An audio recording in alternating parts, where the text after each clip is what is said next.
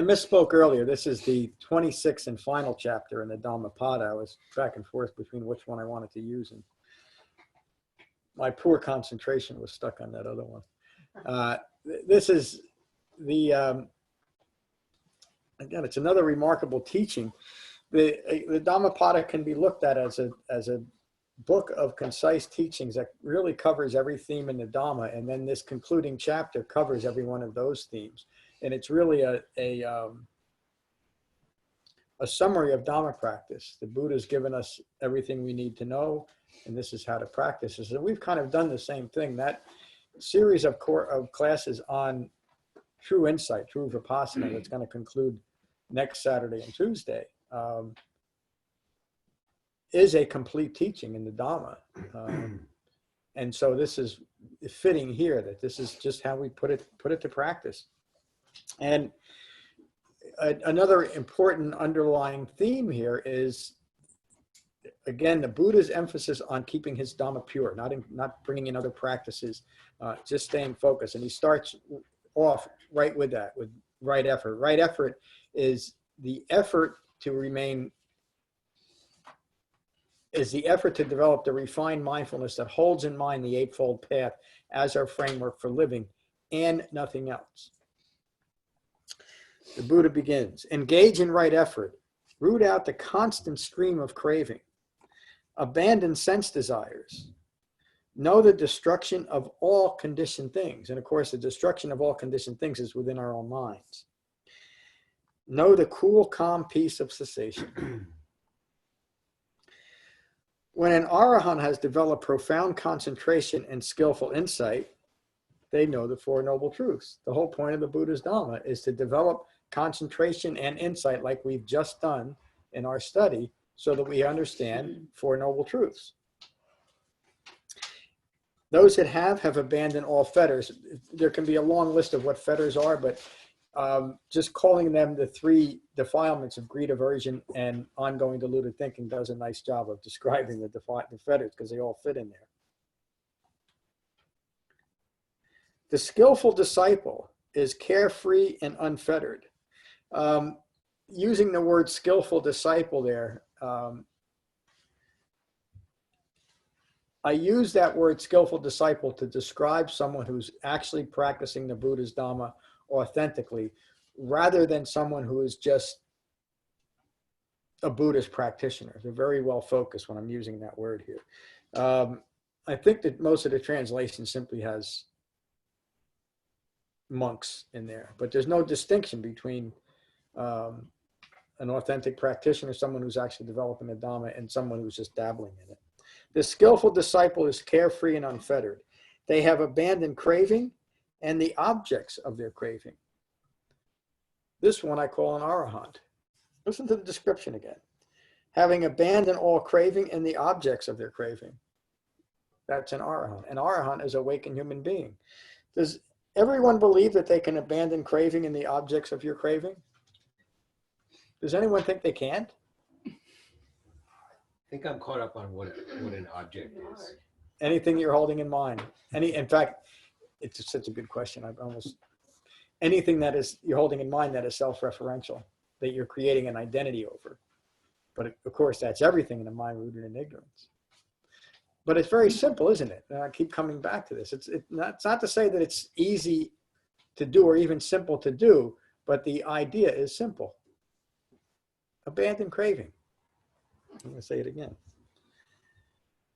They have abandoned craving and the objects of their craving. It really is the same thing. The objects of our craving is craving. It's what we're craving objects. I was taking it too narrowly. I thought it meant like even thinking about something is something you shouldn't be doing.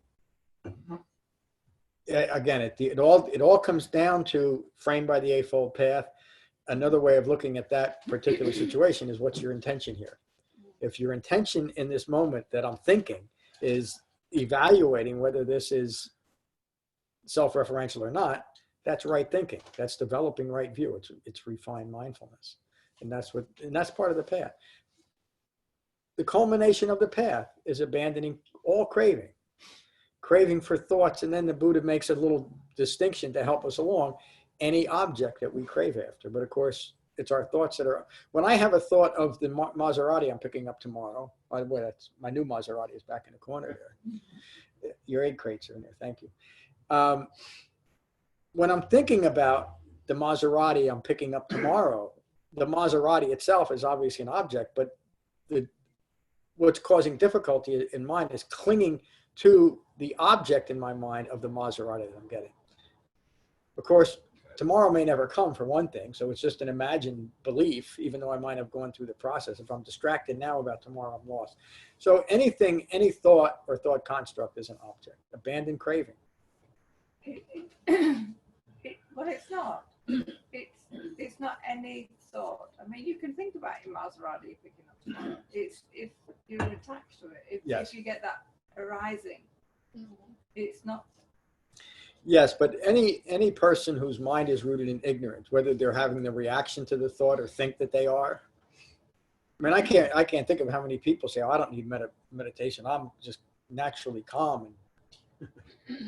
And the next minute, I see them screaming at their dog or something else. And again, I didn't mention anybody, so I'm not putting anybody down. The Dhamma provides us the structure so we can't fool ourselves anymore. And so in that mind, any thought that's rooted in ignorance of Four Noble Truths is a thought that's rooted in I-making and craving. It might not be obvious there. In fact, it's really the subtle aspects of our own ignorance that are most difficult to address, especially the ones that we've decided make us good people. And we're such a compassionate person, but we use that often, human beings, use the notion of how good they are to excuse away some behavior that is best that they abandon. How's that for parsing words there a little bit? But that's the point. You know, and I always use Hitler as an example, but pick anyone. They thought during the worst of their behaviors, they thought they were right.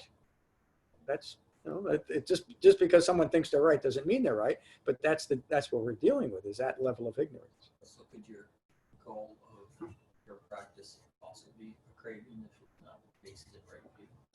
If it's not, yes, that's kind of the whole point of this. Thank you, David. If our Dhamma practice isn't based in or framed by right view in the Eightfold Path, it can be anything, and it ends up being anything. In fact, one of the predominant Buddhist practices today is the Chinese menu practice. You take a little bit of this column, a little bit from that teacher, a little bit of this, a little bit of that, put it all together, and we call it my Buddhist practice. Of course, it has very little elements of what the Buddha actually taught.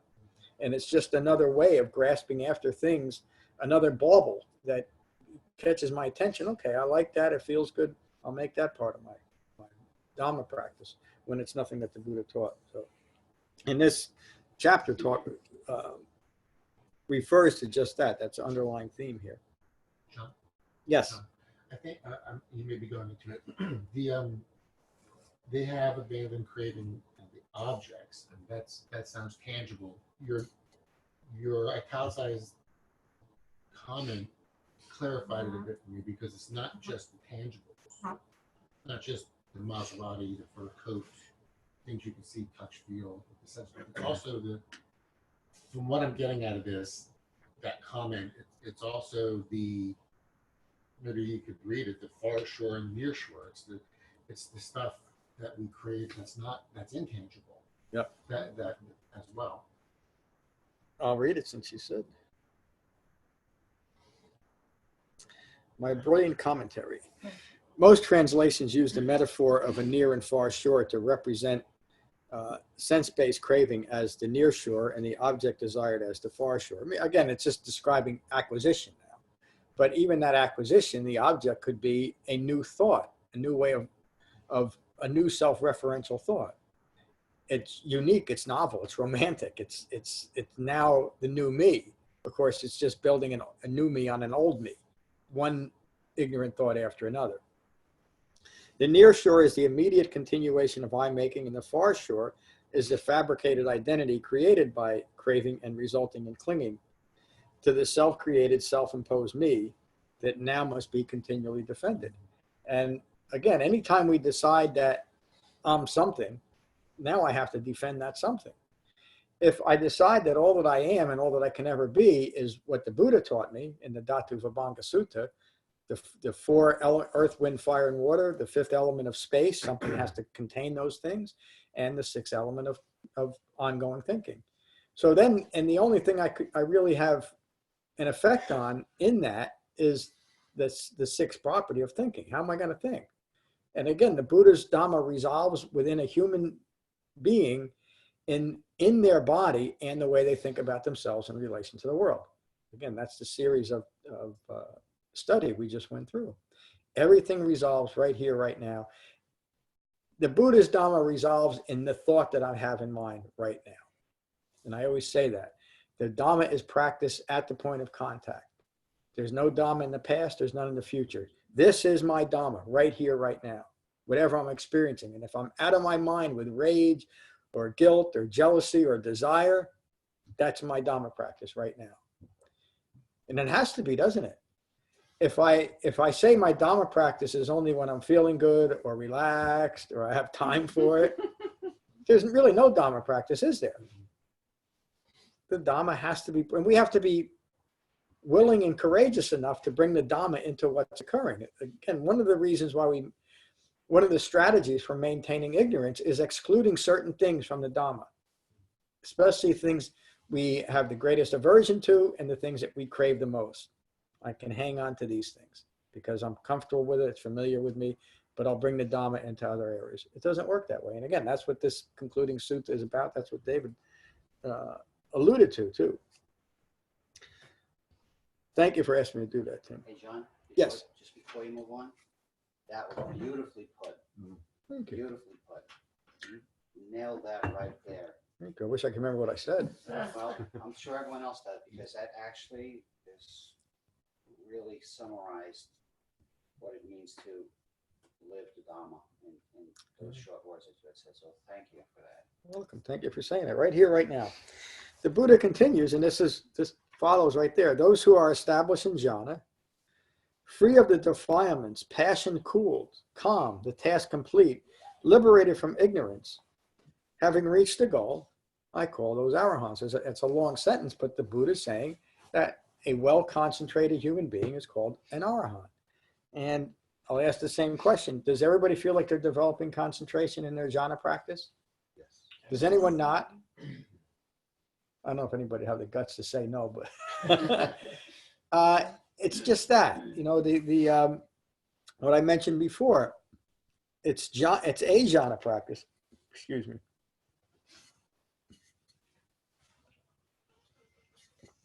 It's the tool of jhana practice that develops the skill of jhana that allows us to practice the Dhamma where it can be practiced, right here and right now. Makes sense, doesn't it?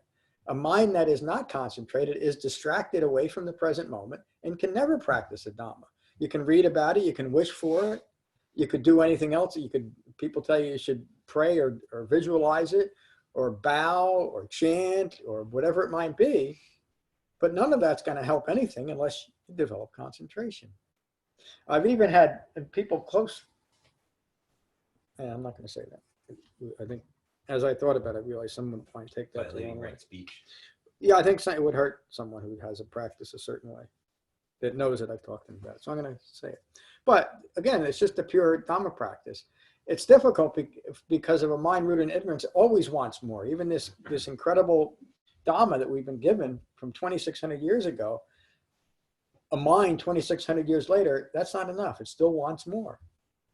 And a common problem. That's what this chapter is about. It's what a lot of the Buddha's Dhamma is about. Keep it simple, keep it pure, keep it focused. And this is why.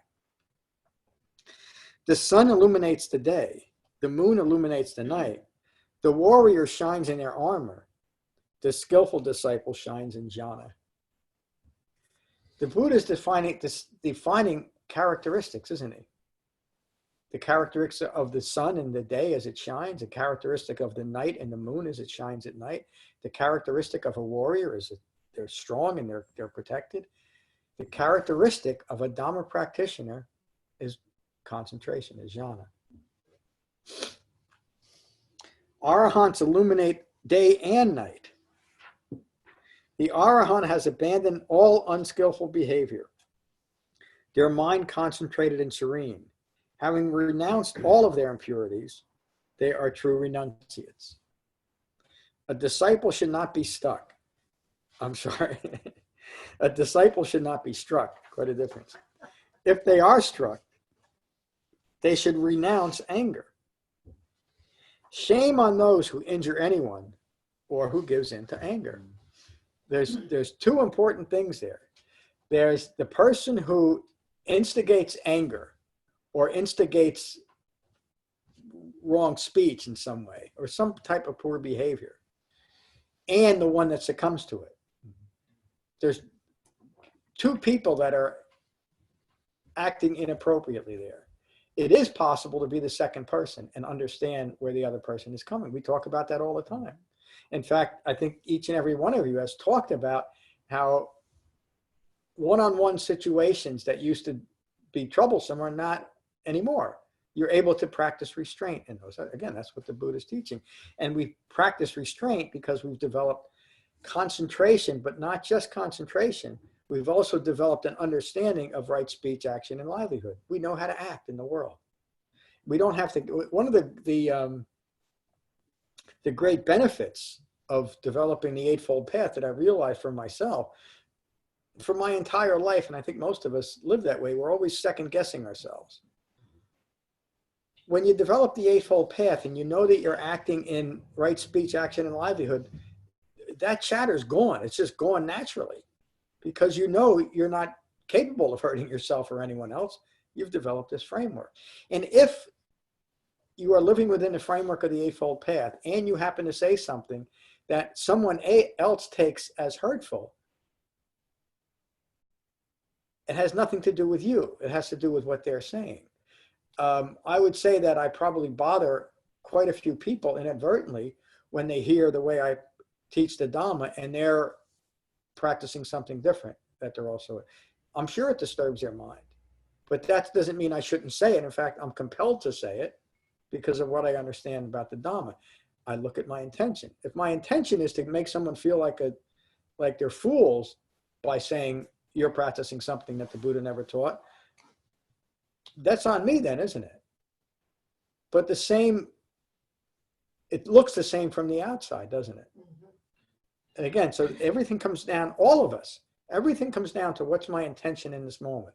And we can drive ourselves crazy by examining that, or we can develop the Eightfold Path, integrate it into our lives, and then we don't have to think about it. We know we're good to go.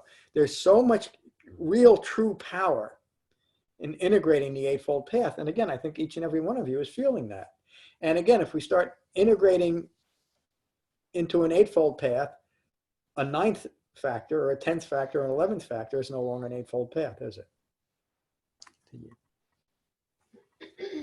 The Buddha continues, nothing is superior for the skillful disciple than wise restraint. Nothing is superior for the skillful disciple than wise restraint. To the extent that anger and ill will is abandoned is the extent that suffering will subside. It's up to us. Those restrained in thought, word, and deed, I call skillful disciples. Just as a Brahmin priest reveres his sacrificial fire, so should a skillful disciple revere the Dhamma taught by me.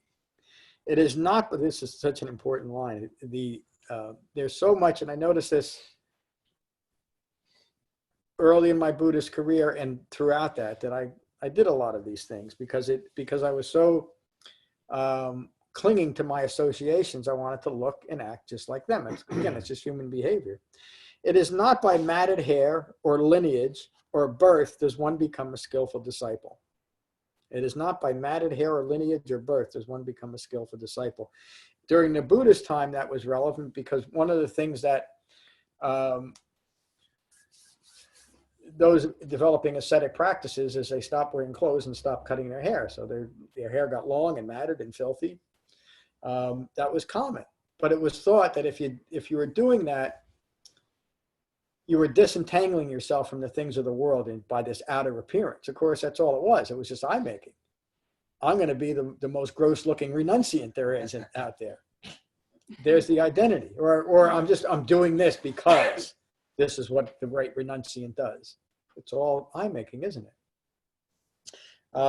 Lineage is still, everybody today, well, not everybody, many people hang on to their lineage as their Buddhist practice because it's their lineage. But the only lineage that can be traced back to the Buddha is the Buddha's Dhamma. The only lineage is through his authentic Dhamma. What other lineage could there be except a lineage that goes back to a particular teacher who reinterpreted the Dhamma? But that's not a true lineage, is it? Or birth. During the Buddha's time, you weren't even allowed to listen to spiritual teachings unless you were part of the upper classes, meaning by your birth, you were given the right, and you didn't have the right if you were one of the lower classes, to awaken. The Buddha was so radical during his time. He says, none of that's true. Anyone can awaken. You can be a renunciant with matted hair. You could have been born into the lowest class. It doesn't matter. It's a human Dhamma. It's for human beings. And initially he got into quite a bit of trouble and got a lot of people upset because he did teach everyone. But as his reputation grew, they realized that this man had something special to offer. It is not by matted hair or lineage or birth does one become a skillful disciple.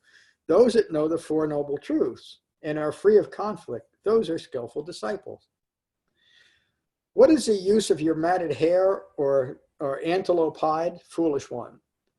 Within you is a tangle of passion. It is only outwardly that you cleanse yourself. And the Buddha knows this because he did it. He tried all these different practices. The person who wears robes made of rags, lean. All those pictures you see of the Buddha, big and fat, he couldn't have been fat because he was only living on alms food, one bowl a day. Made of rags, lean, veins showing everywhere, who develop jhana in seclusion, this one can be called a skillful disciple. I do not call a person a skillful disciple because of their lineage or their birth. If they continue to cling to worldly entanglements, they are just arrogant. Those who are free of craving and free of clinging to fabricated dharmas, I call skillful disciples.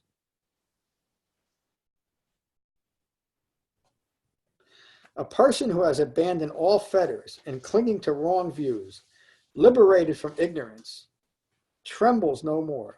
I call this person an arahant. A skillful disciple who has cut the bonds of hatred and craving, abandoned all wrong views, abandoned all defilements, released from ignorance, I call them an arahant. All of these descriptions are easily attainable by any human being. A skillful disciple without ill will, who endures abuse and beatings and punishment, whose real power is patience, I call them an arahant. And the Buddha is not teaching us to be a punching bag for people. And the wise Dhamma disciple, if you're involved with someone who is physically or emotionally abusive, it doesn't mean you take it. It means you move on. You leave that person behind. You're simply not creating a self-identity over the abuse. In other words, you're not taking it personal. You understand where it comes from. You don't cling to that person by your anger or your hatred or anything else. You leave other people in peace, no matter how unpeaceful they are. And that's another aspect of a mind rooted in ignorance that always goes to, well, you did this to me, I get to do this to you. In fact, a lot of modern views is just that. Somebody got me upset, we need to have a crying room. We need to be, instead of taking responsibility for the upset, I'm responsible when someone gets me upset, right? And I'm the only one that can maintain a calm and peaceful mind by understanding how people rooted in ignorance are often hurtful, but they don't mean it towards me. In fact, you could say that people don't mean it at all, except they can't do anything else. They don't know any better. That sounds almost dismissive, but I don't mean it to be that way.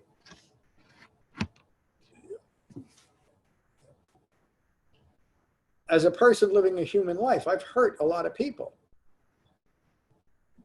I've never done it going out of my way to hurt someone. But because of what I was holding in mind, I reacted in ways that was hurtful towards people. And it was. I was going to say I've never struck anybody except once. I can, and it's a long story. I won't get into the, well, it's not a long story, but I won't tell the whole story. I was 14 and I was getting hassled by what used to, they weren't really strip malls, they were strip malls. They didn't have indoor malls back then. And this guy was just giving me a hard time and he was going to fight me and I hit him first. And I still can feel what it felt like to hit a guy's face with my, and it's an awful feeling. And I never wanted, it was completely justified. And I felt awful about it for years that I hit another human being. I was protecting myself, but there was something about that direct experience of causing harm that was, I can still feel what it was like. Since I've taken to the Dhamma and developed it, I don't do that. I mean, I haven't hit anybody besides that one person, but I don't act out in anger. I don't insist that other people be a different way. And I'm able to maintain a relatively calm and peaceful mind because I don't want other people to be any different than they are. That's what has changed most dramatically for me in the Dhamma.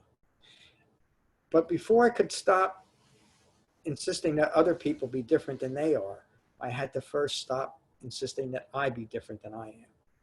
And the only way that I could do that was to have the same radical acceptance of myself at one point that the Buddha had, that the Buddha developed. Because I had to start abandoning wrong views where I was, not where I hope to be. Am I making sense? The Dhamma doesn't work when I get to be a perfect person, then I can apply the Dhamma. The Dhamma is practiced right here, right now. In all my ignorance, all my arrogance, all my eye-making.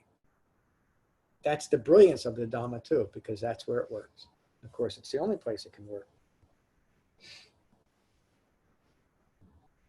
John, do you think when you're practicing it under circumstances where you're calm and peaceful, that you're sort of building up the muscle to handle the practice when it's really challenging? Absolutely. The Dhamma is almost always developed in these little scenes of wisdom. And we slowly build on that. And I mean, that's certainly true for me. I mean, I can remember it's the first time, I can remember the actual experience of not losing my mind in a situation where I always lost my mind before.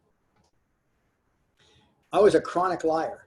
I mean, I remember talking to my first sponsor, is a guy that helps you get established in AA, crying to this guy. This is back in 1981, that I was not capable of telling the truth.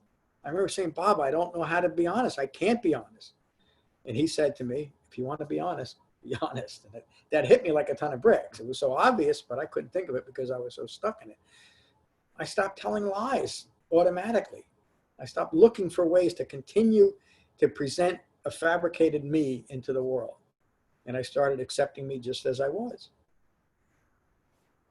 Again, it sounds so simple. It sounds like we should have figured this out ourselves, but we didn't, because we get stuck in eye-making. And then it's never enough. Even something as pure and as effective as a Buddha's Dhamma is not enough for some people. We have to embellish it. Thanks, Anthony. A skillful disciple who is free from anger, devoted to the Dhamma, virtuous, free of craving, well-restrained, unprovoked by ignorance, I called him an arahant.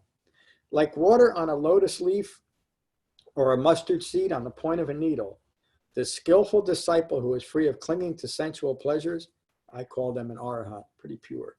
A skillful disciple who in this very lifetime, this is such a powerful line in comparison to the way Buddhism is often presented today, almost always, is that it's nearly impossible. In fact, there's many lineages teach that awakening is impossible, but go ahead and do it anyway.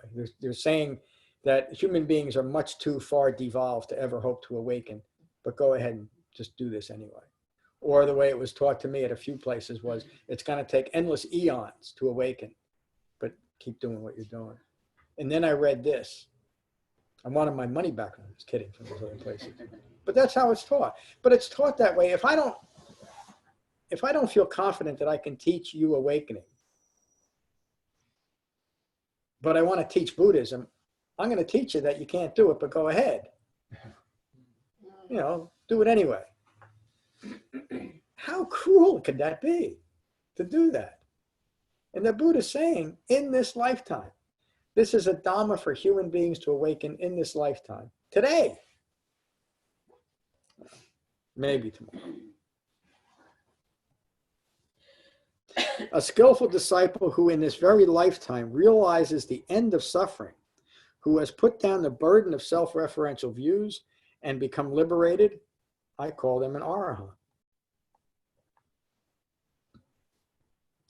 A skillful disciple with profound knowledge, wise, skilled in understanding the right and the wrong path, who has reached the highest goal, I call them an arahant. Excuse me.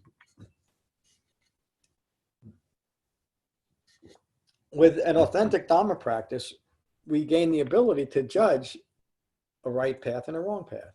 And how do we do it? With the Eightfold Path, with the framework of that.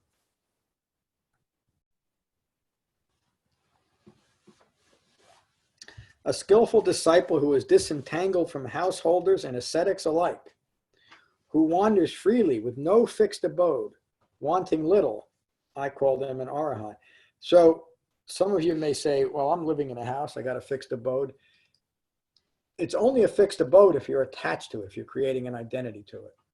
Nothing wrong with living in a house. Nothing wrong with living in a mansion. There's nothing wrong with living in 10 houses, as long as you don't create an identity over it. I would bet that if you had 10 houses and developed the Dhamma, you'd probably sell a few anyway, But back in his time, that's not what he was talking about. that's not what he was talking about. Because he says wanders freely and stuff, so Yeah. it's different. But we wander, Anatha Pandika, who was a very wealthy business person, wandered freely in his mind, though. And that's really the bottom line. There's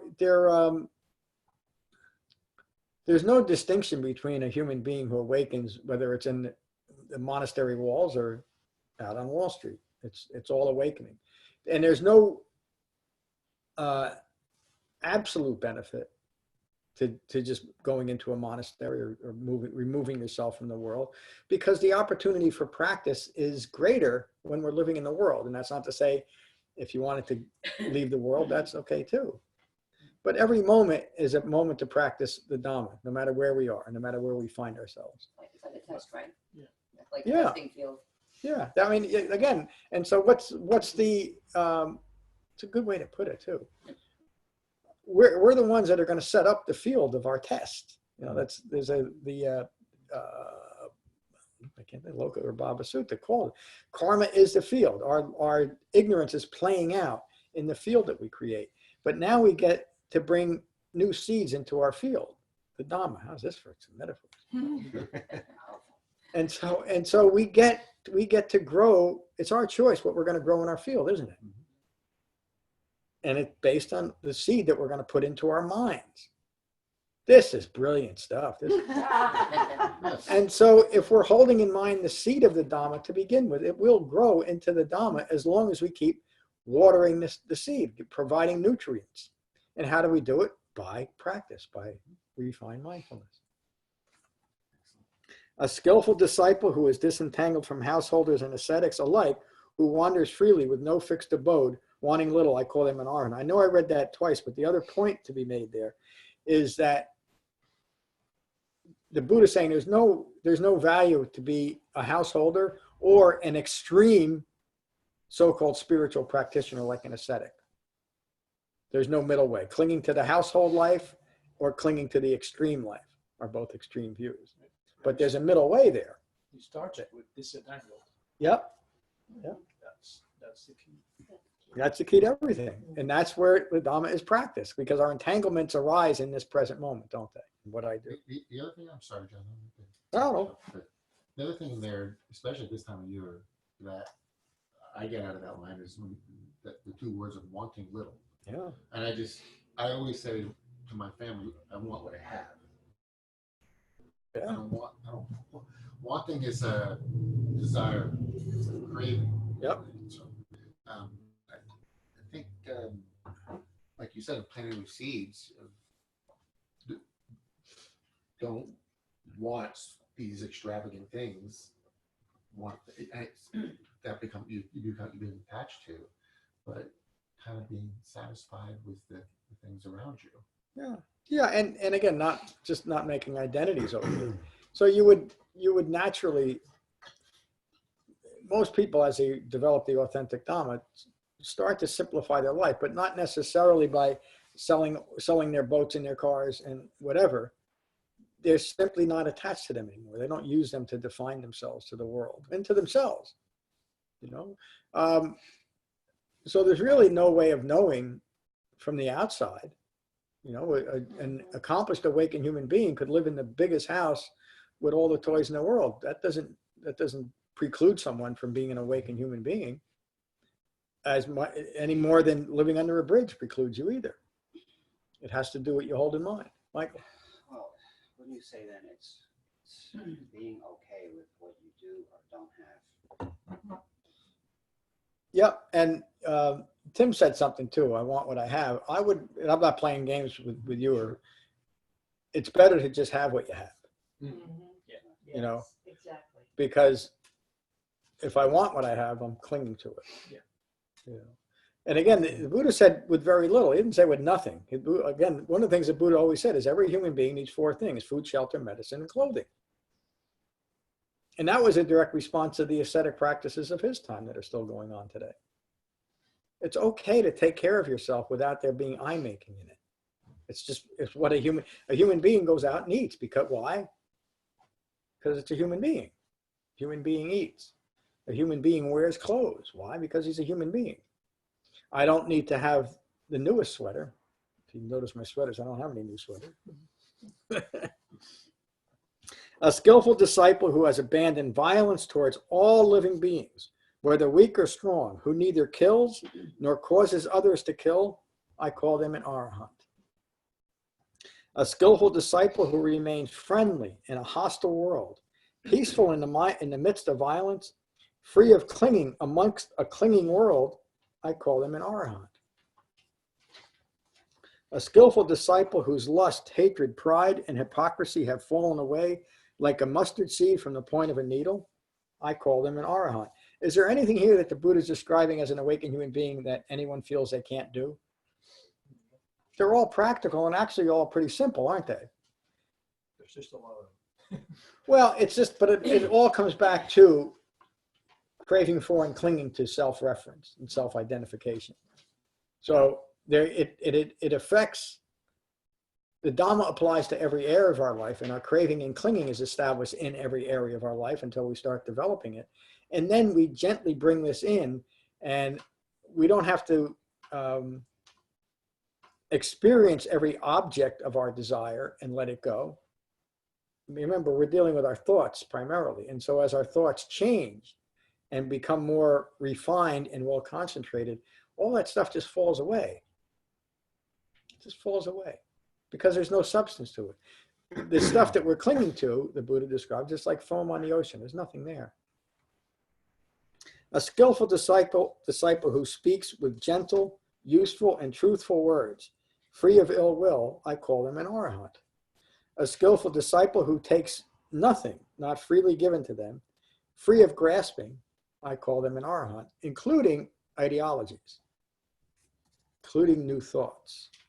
A skillful disciple who grasps after nothing in this world or any other world, free of desire, liberated, I call them an arahant. All those practices said we should establish ourselves in another world because this one stinks. A skillful disciple who has developed perfect insight and is free of clinging to wrong views, free of doubt, free of the living death of ignorance. The living death of ignorance, I call them an arahant. We just went through that whole series, developing that insight. A skillful disciple who has abandoned the yoke of grasping after merit or clinging to demerit, free of sorrow and regret, stain-free and pure, I call them an arahant. That one line diminishes most of modern Buddhism, which is based on merit. And there's all kinds of things that we do for gaining merit. One of the, I don't get too deep into it. Some of them aren't that pleasant.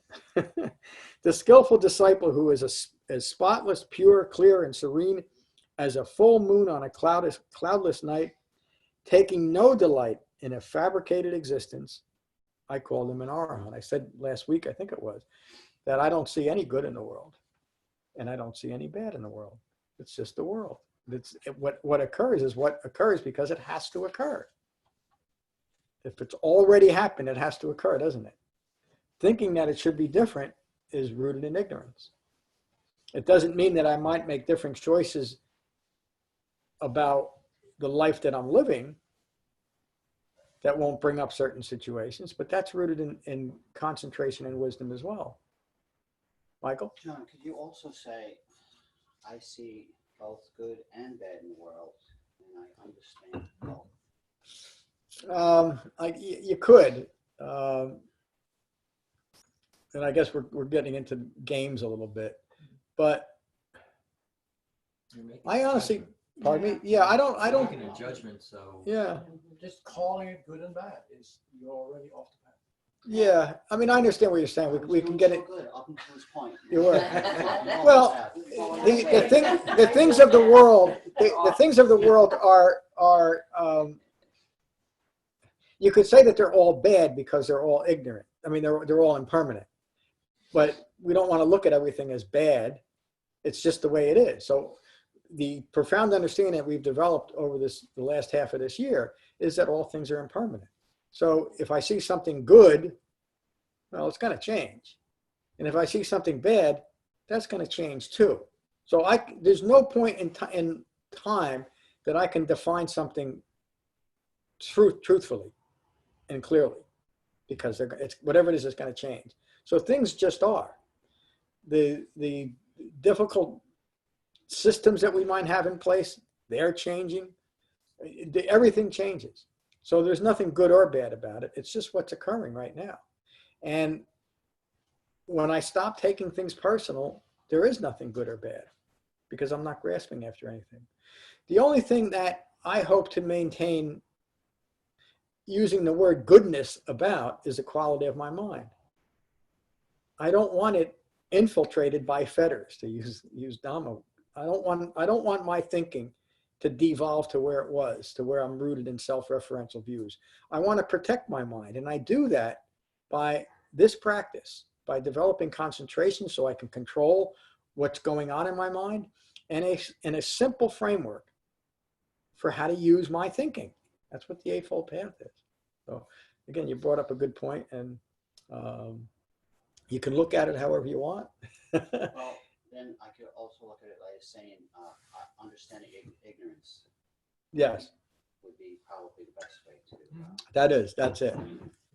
So can I get back on the path now? You're good. You're good to go. You're back in. A skillful disciple who is no longer mired in this perilous and deluded world, who has crossed over the swamp of ignorance, their minds free of all doubt, resting in jhana, their passions extinguished, who have reached the goal, I call them an arahant.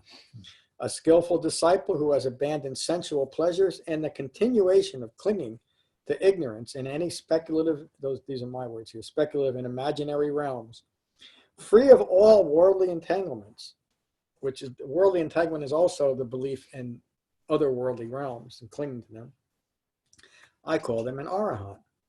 A skillful disciple who has cast off the yoke of eye-making in this world and in all fabricated realms, free of ignorance, I call them an arahant. A skillful disciple who has abandoned likes and dislikes, good and bad, greed and aversion, who has abandoned all conditioned beliefs, who has established a calm mind through jhana, a conqueror of all worlds, I call them an arahant. A skillful disciple who understands impermanence and the arising and passing away of all beings, free of all clinging, truly fortunate and liberated, I call them an arahant. A skillful disciple who does not chase gods, angels, devas, or human ideology, who has overcome all defilements, I call them an arahant. That last line, human ideology, it might seem like it's wise to have aspirations for the human race. but there's a subtle aspect of I making and continuation of the common ignorance in that. Better to say the most important thing for the human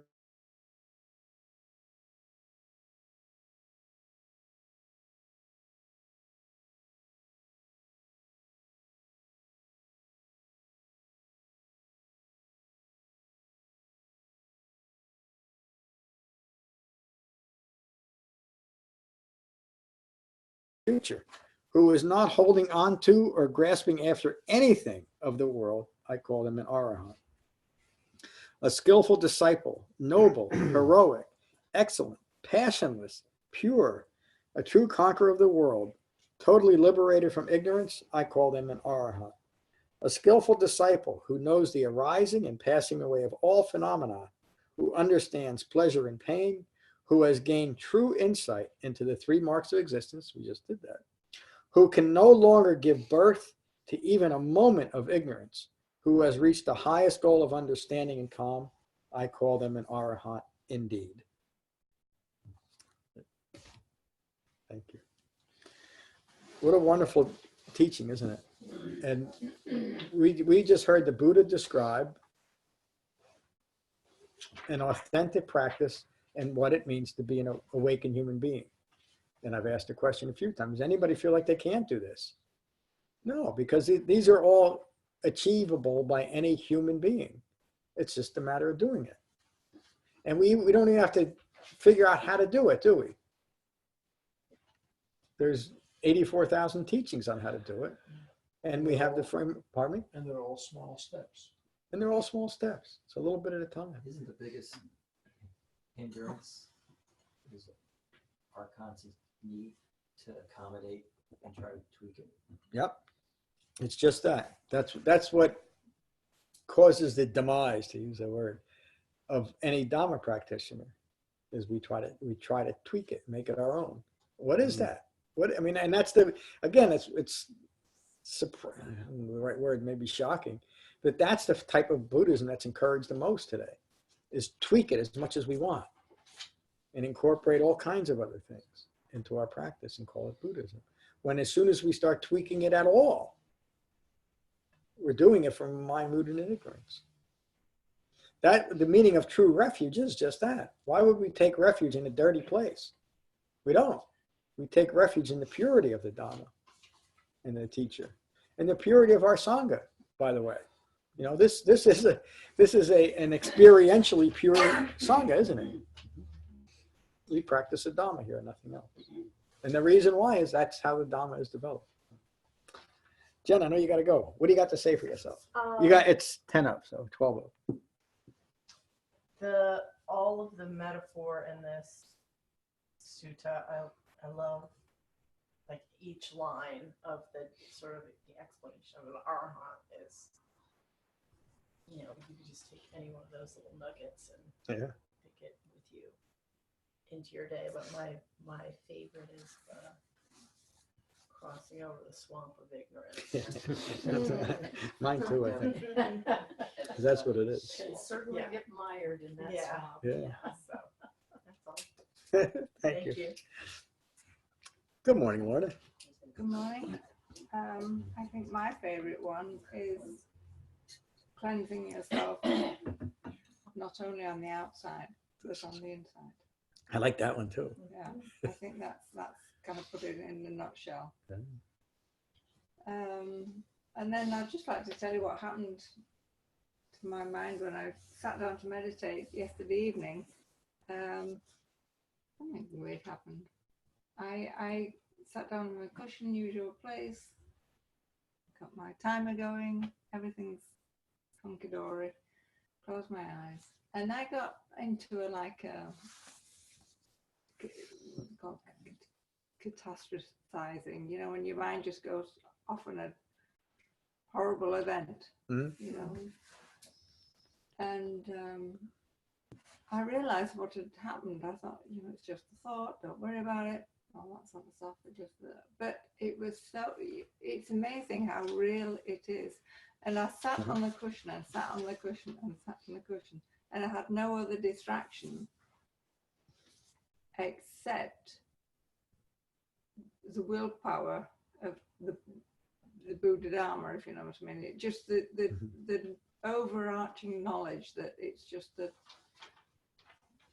something that's just occurred right now. It's just a distraction. It's just like any other thought. Yeah. It'll come and it'll go, just like your breath. And I told myself and I told myself and I told myself.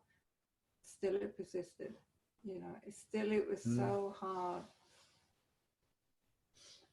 So my whole sort of 20 or 30 minutes was just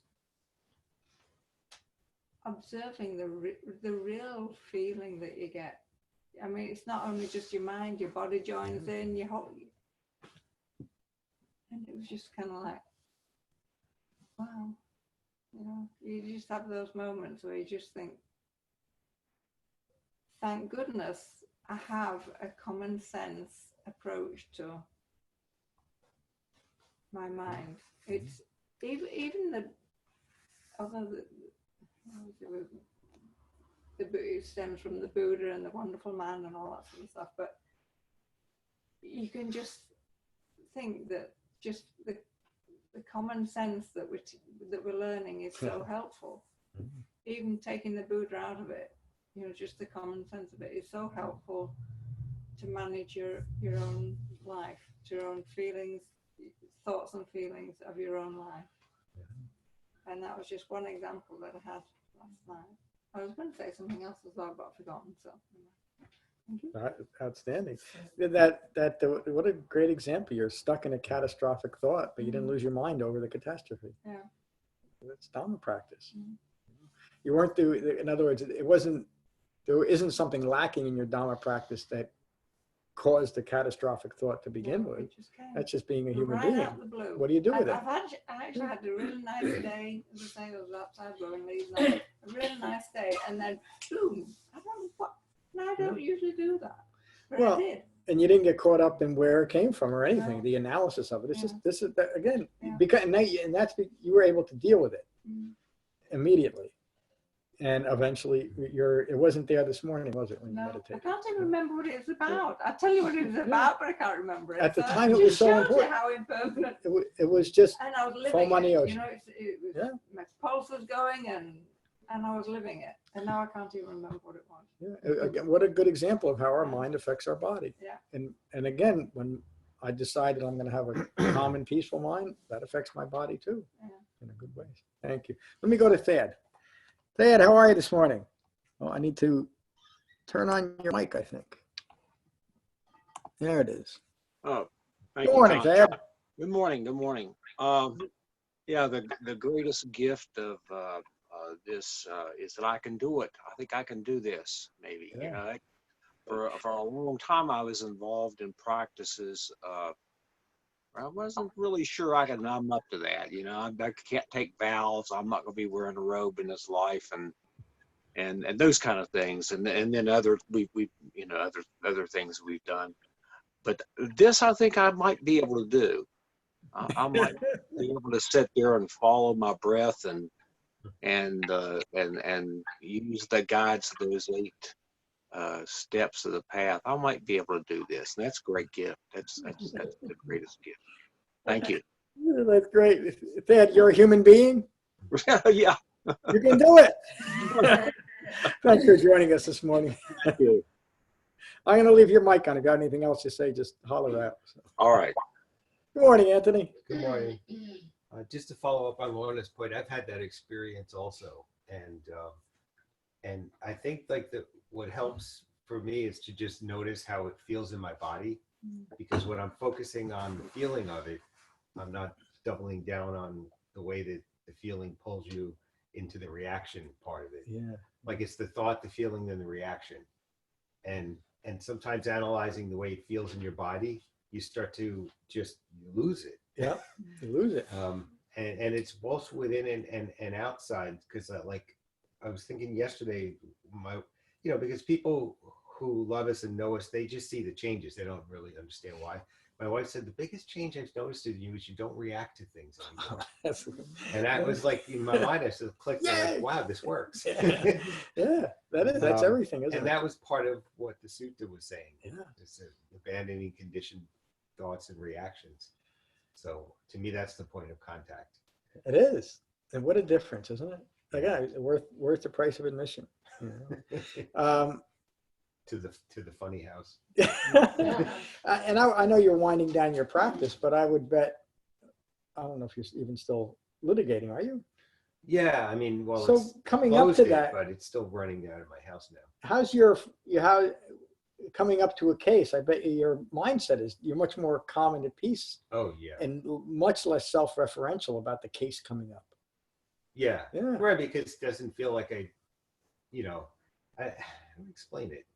Well, it's got to be a lot of It's pressure. sort of like doing the last run, so it's all Yeah. to me. It's all like I'm at the finish line, so what does it really matter? Somebody's going to irritate me, they're not really going to get to me at this point. I mean, so that in that sense, I have to say it's sort of extracted from the Dharma because I'm not at a very high caseload where I have constant things being thrown at me as much, so I can sit back and enjoy it because there's so little left of it. Yeah, and even this is kind of where you're going in your life is a way of simplifying your life, isn't it? Oh, And yeah. it's kind of or it is an expression of the Dhamma that way too, isn't it? Yeah. Yeah, exactly. We're trying to get rid of possessions, and you notice the attachments to things. There's certain Oh yeah. photographs I can't throw out, and notes and letters, and you start to have to parse through that, and you realize how much of your ego plays into that. Yeah. Things you don't want to let go of, they really don't have any value, but if they're taking up space, you have to make a lot of split decisions. Yeah. And I've thrown out a lot of things that I didn't want to throw out, but I realized they're just taking up too much space. And over the past 30 years, I've never looked at them. Yeah. Like, Exactly, what's yeah. the odds I'm going to do it in the next Yeah. 30? I told myself a long time when I got divorced and got rid of a lot of stuff. Stuff that I don't use in a year, I'm getting rid of. And I did that for quite a few years. I just didn't keep stuff, but now I got a house full of There's a stuff that's going in a liberating dumpster. sense to divesting yourself of your possessions. Yeah. So I look around my house, it's just a bunch of stuff that I'm never going to use, and time to get rid of it. Yeah, thank you. Even more so in my case. Good morning, Ram. Good morning. Yeah, this is 84,000 ways of practicing the Dhamma.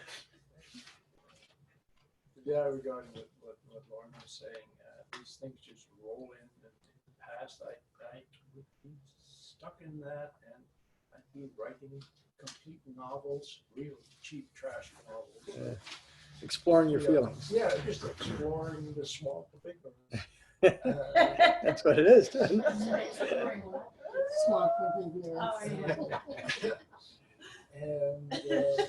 but I do realize that it took a while to extricate myself out of that habit, because it was just purely a habit.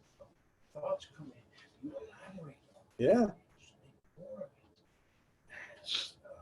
And it was really, in a way, it was a pleasurable, or maybe it was just trying to, put meaning in a life that I felt I didn't have much meaning. Yeah. There's a lot of things to that. But I'm finding now, doing the same thing with learning. You see it coming, you think, wow, look at that. Yeah. And then you just let it roll over you and come out the other end. And you are. And then when you try to look back, what was that? So, I don't know. But it was pretty strong, at least emotionally speaking. And then it's gone. Yeah. Thank you. What we're all describing is authentic Dhamma practice at the point of contact. It's just this way. This is what's occurring. In the past, I'd lose my mind over it. Now I don't. Very good. Morning, Tim. Good morning. I'm not going to talk fast, and I have a lot to say. Say hello to Alex, I'm going please. to narrow this down. I actually had a hard time with this sutta. And I realized, a real hard time. All the suttas I've ever read, I had the hardest time with this one. Wow. Wow. And I think the reason why was because I was approaching the sutta with my ego intact. Okay, it was a lot, and that's why when I read your comment, it kind of clicked to me that this is a personal. The Dhamma practice is personal. It's for you, internal. the main things that struck me were the free of desire, the issue of doubt, and the clinging to conditioned beliefs. Because desire, to me, really is craving. And in my mind, when I was having a hard time understanding this sutta, I kept going, well, there's sense desires, there's embedded desires, ego-based desires. I'm going through this litany of things, and then I was thinking about doubt, and I'm like, with doubt, there's trust issues with doubt. Doubt is created from conditioned behavior, and I'm just going. So when I finally realized, what I think I realized what this is all these things are very general. They're very general. The word desire, I mean, we can parse it out to many things, and same thing with doubt and conditioned beliefs. I mean, the conditioned behavior are the things that cause doubt for me, and desire. So I'm going to keep reading. I mean, I have notes all over this thing. It's just, it's. The main thing was, once I checked my ego at the door, kind of left it in my car, it's more understandable and more peaceful. And I kind of get more of what is being said. But before, when my ego was attached to it, it was all over the place. It will be. Thank you, Tim. What you described is the reason why. You know, everybody knows what desire means, and we can use other words that mean the same thing, such as craving. You know, it's all part of it. But when our mind starts trying to say, well, the word fits here and it doesn't fit there, and a better word would be that, that's just a self-referential ego self wanting it to be different. We all know what desire is. We all know that it means craving. And we all know that it means grasping after. We all know what doubt is. You know, well, what does it mean here? Doubt means doubt here as it does, just as it does other places. So does desire. So as the Buddha taught here, when we end craving, this one I call an arahant in all its form. And it's craving for a Maserati, and it's craving for the next self-referential thought. And the craving for the next self-referential thought is more subtle and debilitating than craving for the Maserati. I know I'm out of my mind because I'm picking up my Maserati tomorrow. And for most human beings, if that's really true, you're not going to be able to stay in your body today because you'll be in tomorrow. But more difficult to even notice, and what we've all been talking about, is our thoughts that we're attached to. And that's what you're referring to. It's just that. Thank you. Good morning, Mary. Good morning, John. Good morning, everyone.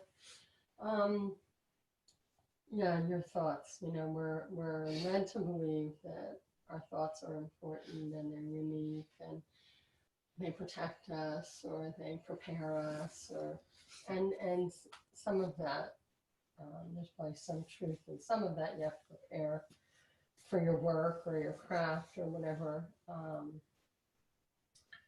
But again, how we've said many times, it's how you relate to the thoughts, or how you hang on to them or add a value to them. That is going to take you off your game and not walking a straighter path, practicing the Dhamma. We've also said things about, you know, just reminding ourselves that this is absolutely an inside job. I always liked, from the first time I started coming, the accountability that's required, and the lack of analysis. Like there was a freeing experience I find in letting go of those kind of things, the analysis piece, and just sticking to, as you just described, we know what this means. We don't have to overanalyze it. We don't have to overthink it. We don't have to think our situation is so different, or here's why I do this, or hang on to this because of something that happened in the past. That when we complicate it that way, we're taking something that's very simple and concise and we're turning it into the swamp. You know, we're making it money and we're turning it into the swamp. So contributing to our own wrong view. So coming back to the suttas and the rigor of reading and studying the suttas, the rigor of your practice provides the clarity that you need each day to really live the Dhamma. And I think that that's just an overarching messaging in each of the suttas, is to the simplicity and the conciseness of it. So, anyway, Thank you. Say hello to Liz and Grace. So nice having them the other night. Good morning, David. I'm good today. Glad you're here. Hello, Lisa. Good morning, John. Oh, I thought I was going to have a couple extra minutes here. Do you want a couple extra minutes? I can come back to you.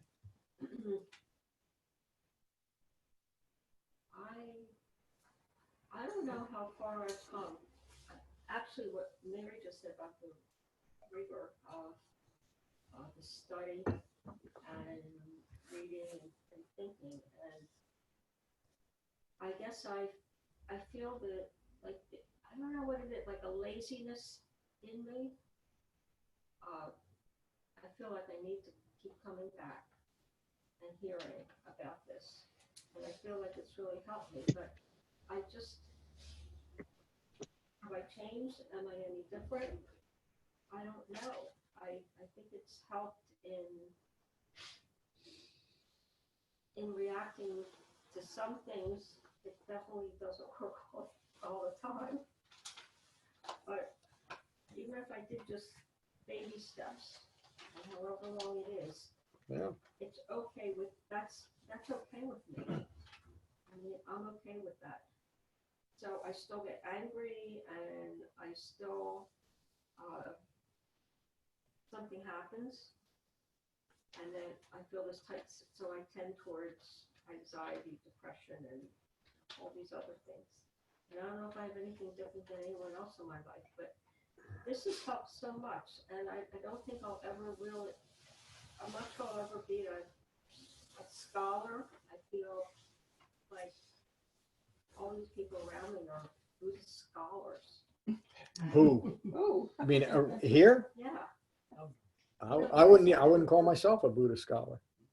I know about the Just Dhamma. studying, reading notes, thinking and expressing these complex thoughts, and I have to be okay with my approach to this. Oh yeah. Which is so helpful in my life. Why else do I keep coming back? It has been enormously helpful, even if I don't even understand why. Yeah. We don't need to understand that, do we? Well, I can't be down on myself, or, well, what's the matter with you? Why don't you understand what's going on? Well, it might be okay not to understand. It's got to be okay for me not to understand this process, or what is going on. I can't analyze it. I feel everyone, they're like my mind and I'm this and that. I just have no idea about things. I just seem like more and more confused about things, some things, but that it's okay not to understand. Yeah, I'm. If I think about it, I'm confused about a lot of things. I don't know why. I don't want to get into the politics, but I don't know why Democrats act this way and Republicans act that way. Why would anybody act that way? But I don't have to think about it because I know that it's all dukkha. So the only thing that I have to know to be an awakened human being is something incredibly simple. It's just Four Noble Truths. And when I can understand that, I understand everything that's important in the world.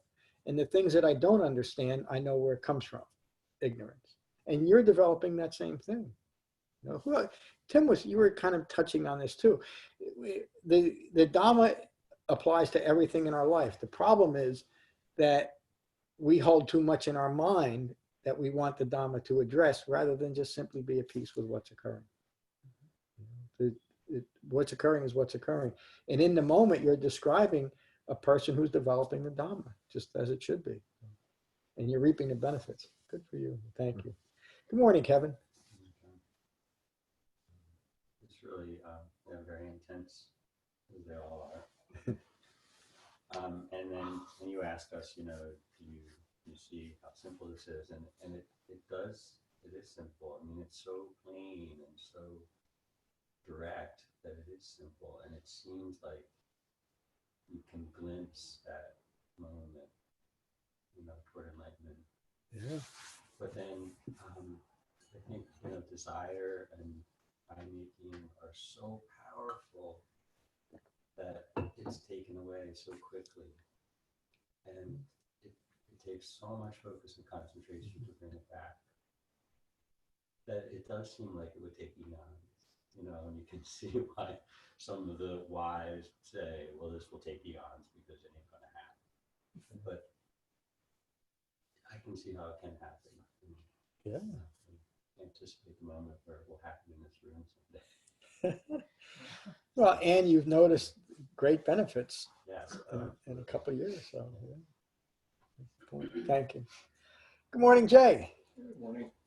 Laura used one of my favorite words before, catastrophize. That's a pretty good one. I think you learned some discus, or in my case, more about yesterday.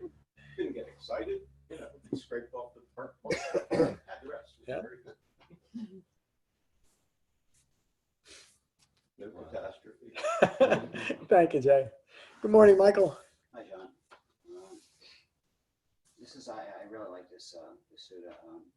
Actually, you can put this right on your refrigerator. It's like a checklist to understanding the Dhamma. There's so many things in here that you understand each one, and then you'll be okay. You're well on your way to, dare I say, liberation. But there's a couple of things in here that there's so much, but just a couple of things that stuck out to me.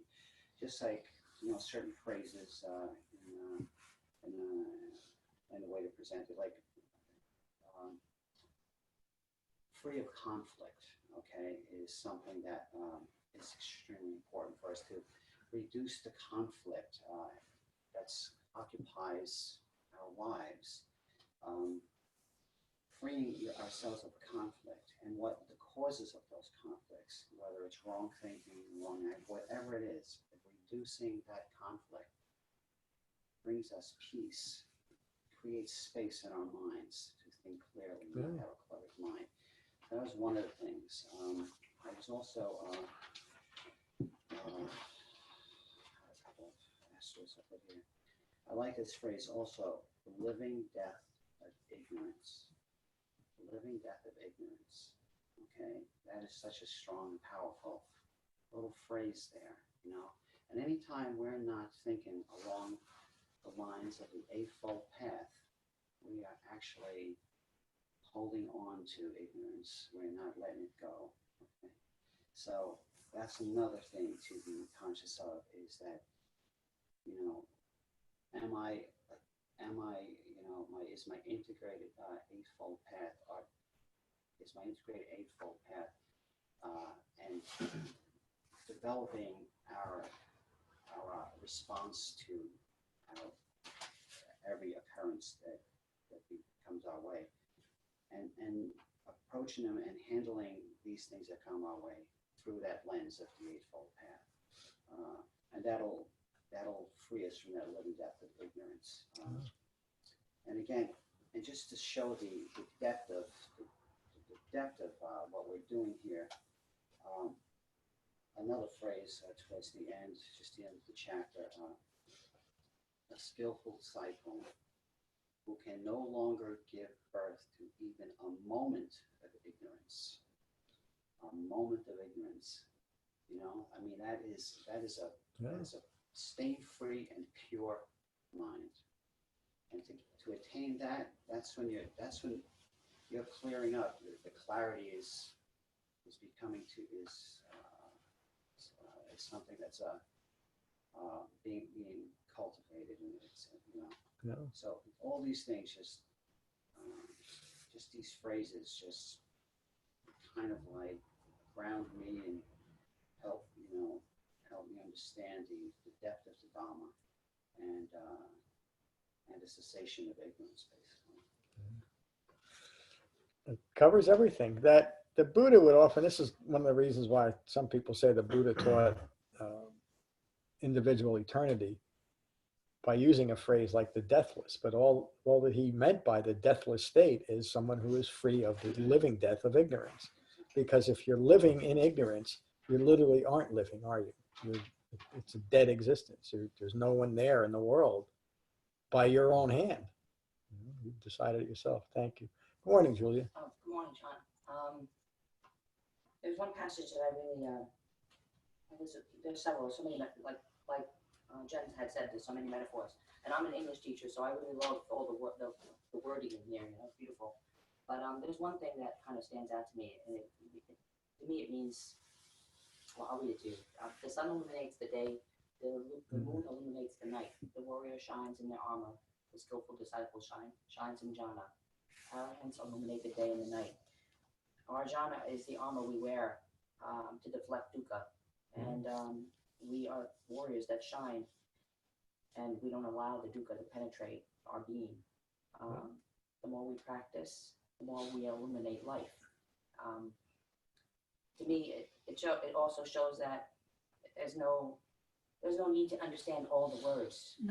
It's the most important thing is to do jhana, to concentrate, and all these things will come to, will be ours. We will be able to attain this state of being, to be illuminated.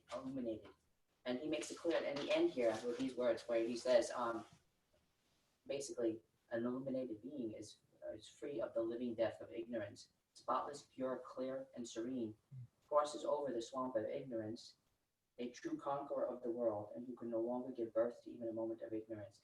I thought I pulled those out, and I said, boy, that just, even pulling them out, it gives you the definition of this whole passage. Yeah. And to me, it's very, very beautiful. A very beautiful passage. Thank you. I agree. The whole chapter is beautiful. The whole book. I hope to have it published this year. All the chapters are online, by the way, under the category Dhammapada. The whole book is just beautiful. It's like that. There's this, when you read the suttas as they're intended, this awakened human being, you can still feel his encouragement 2,600 years later. That's what this whole chapter is encouraging, isn't it? Isn't that remarkable in its own, that you can still sense and feel the encouragement that this man had for all humanity. And the idea, you mentioned conflict, Michael. If we really want to end conflict in the world, we'll end it in ourselves, because that's the only way it can end in the world. It's not, that's not an abstract theory. Let's all end ignorance ourselves so we end it in the world. That's a fact. And if we did, we would. And if we don't, we won't.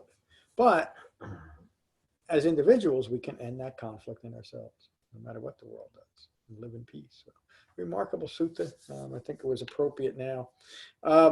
We do have a class on New Year's Eve. We're going to have noisemakers and hats, a couple kegs of beer, sausages.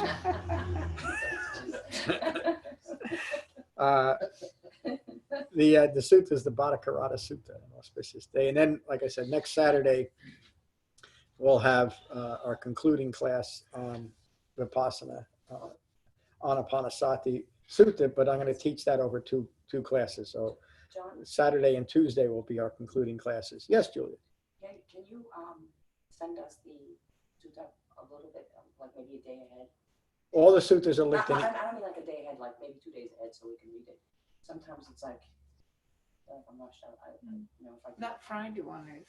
What? The Friday one. Well, the Monday, emails go out on Mondays and Fridays. So I know, but Friday at 12, Friday at lunchtime, and we're here you don't have the afternoon. If you haven't got time. Yeah. it's the same thing with Monday, isn't it? Mm-hmm. Oh, because Monday you'd have all day Tuesday to read it. Yeah.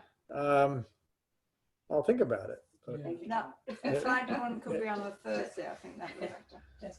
well, I've gone back and forth over the years, and one of the reasons why I do it on the day before a class is because that's a reminder to people. When I did it a few days before, Makes sense too. it just seemed like Yeah, it would give me a bit more time, because I'd like to And that's read it through, and Fridays can get a little hectic. What if I sent it out on Monday mornings and Friday mornings rather than noontime? Does that help? You said the Sutta already, so if they know what to read, it's all on your website. That's right. Well, but I said it for, we could do the Bhattacharya Sutta because you know it, but you wouldn't hear about that until Monday. Even if you just said the Sutta, Even if you knew the topics. I can't, people could- I'm not trying to be rude here. I happen to say that today because it's on my mind, but I don't know that I'm going to be thinking about next week's sutta to remind you today what it's going to be. That's the idea of the newsletter. like I know to read Anapanasati Sutta because it's coming up. I don't need your notification the day before. All right, I'll think about a skillful way to resolve that issue. But you would all like to have the email a day earlier than you're getting it now. Is that correct? I'd like an evening to get into it. Well, I tell you what, I'll change the dates till Sunday, and at least I'll try to Sunday and Thursday, and we'll see what happens. So. Yeah, I mean, my personal opinion is that people know it's Tuesday night and people know it's Saturday. I don't think getting the email the day before is going to influence people to come that wouldn't otherwise come. The other side of it is sometimes I need that extra day to finish putting it together. So. I think you've noticed every one of the suttas that's on my website has been rewritten letter by letter by me. It doesn't just naturally appear there. Sometimes it takes a little bit of, especially with my hands and my eyes today. I'll see about it. I understand why you're asking, and I think it'll work. I'm gonna try it, and we'll see what happens. But John, to David's point, isn't there a way for you to just publish the topics? And, search it. What do you mean? and if it's Well, not again, coming out timely, if all on your website. I know, but that's I still gonna put out You can still put it's just out more whatever you're work, gonna put out. Mary, to be then Oh, it's okay. another page that I have to Not trying to maintain and create work more and all that. It's just I'm I'm not complaining, but I spend an awful lot of time keeping Can you this get thing an going. intern? Timmy, I'm glad you asked You're off. because I need one. How's your free time? I can make some for you if you like. Good, let's talk about it. Okay. A lot of interest. Yeah, I mean, I actually, the teachers, including Matt, we're working on a transition when the cow gets me. One of the things that I'm doing right now is rewriting the entire website for a lot of reasons, so that when the cow gets me or I no longer can do it, it'll be easier for someone to come over if you take it over. But it's sure nice to have someone that I could train in what I'm doing. And I was thinking about Tim even before you brought it up, so we can talk about it. But if there's anyone who is rather proficient with WordPress and creating websites, that'd be helpful too. Because there's a lot. All right, let's finish. So I talked about next week. Okay, we'll finish with metta as we always do. And again, just to kind of put the fine point on it, this is a great chapter to just read once in a while because it just points you in the right direction.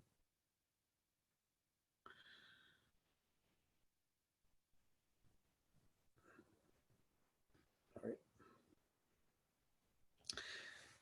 So again, take a moment to become mindful of your in-breath and your out-breath. And these are the Buddha's words on metta from the Karaniya Metta Sutta. This is what should be done by one who is skilled in goodness and who knows the path of peace.